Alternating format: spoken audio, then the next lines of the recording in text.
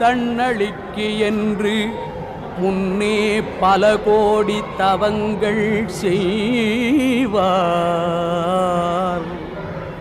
மண்ணளிக்கும் செல்வமோ பெறுவார் மதிவானவர்தம்,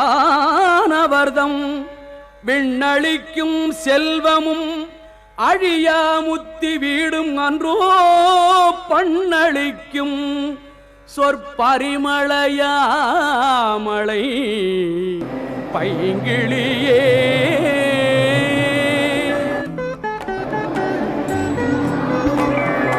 கிளியே கிளைஞர் மனத்தே கிடந்து கிளர்ந்தொளிரும் ஒளியே, ஒளிரும் ஒளிக்கிடமே எழில் ஒன்றுமில்லா வெளியே, வெளிமுதற் பூதங்களாகி விரிந்த அம்மே அழியேன்